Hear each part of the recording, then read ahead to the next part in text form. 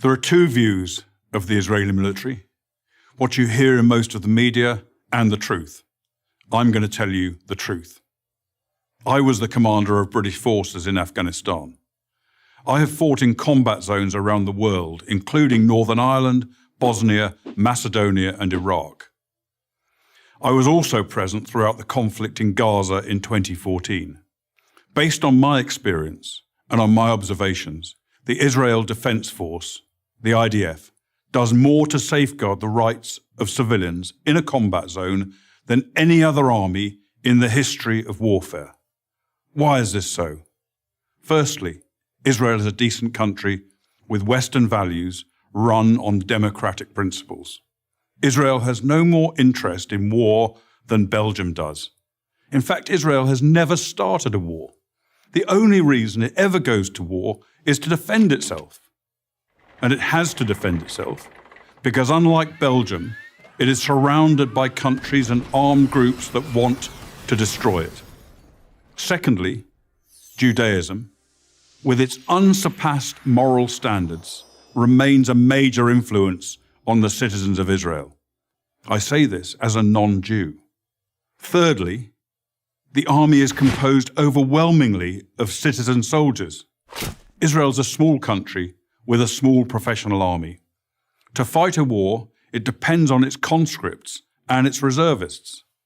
These are ordinary citizens, from professors to plumbers, called upon to defend their homes. They don't want to be fighting, and they don't want to harm others. Nowhere was the essential morality and decency of the IDF more evident than in the Gaza war of 2014. If ever there was a purely defensive war, this was it. The war was started by Hamas, the terror organization, designated as such by the US State Department that runs the Gaza Strip.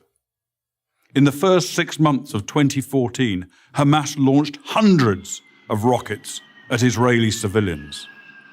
After repeated warnings from Israel to stop, the Israeli Air Force finally conducted precision strikes to halt the rocket fire, and the IDF advanced into Gaza to destroy a network of terror tunnels that Hamas had constructed to attack Israeli communities near the Gaza border.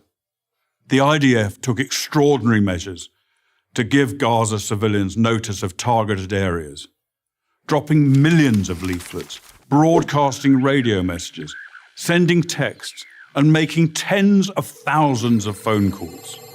Let me repeat that. The Israelis called Gazans on their cell phones and told them to leave their residences and move to safety. Never in the history of warfare has an army phoned its enemy and told them where they're going to drop their bombs. Many IDF missions that could have taken out Hamas military capabilities were aborted to prevent civilian casualties, increasing the risk to Israeli citizens and soldiers. Despite all of this, of course innocent civilians were killed. Every war is chaotic and confusing, and mistakes are frequent. But mistakes are not war crimes. Hamas, on the other hand, committed war crimes as official government policy. Hamas deliberately positioned its military assets among the civilian population, hiding weapons in schools and hospitals, and placing rocket launchers alongside apartment buildings, then forced those civilians to stay in areas they knew would be attacked. They also instructed their people to report the lie that every Gazan killed was a civilian, even if they were actually fighters. And if there were no civilian deaths, Hamas made them up. Numerous internet sites show Palestinians elaborately staging sniper victims and smashed ambulances, among other phony horrors. It's so common, there's even a term for it, Pallywood, as in Palestinian Hollywood. Ironically, it's the leaders of Hamas themselves who best understand the extraordinary measures the IDF will take to protect innocent civilians. They take full advantage of Israel's decency and adherence to the laws of war. No army takes such risks in order to protect civilians as the Israeli army does. I say this as a professional soldier.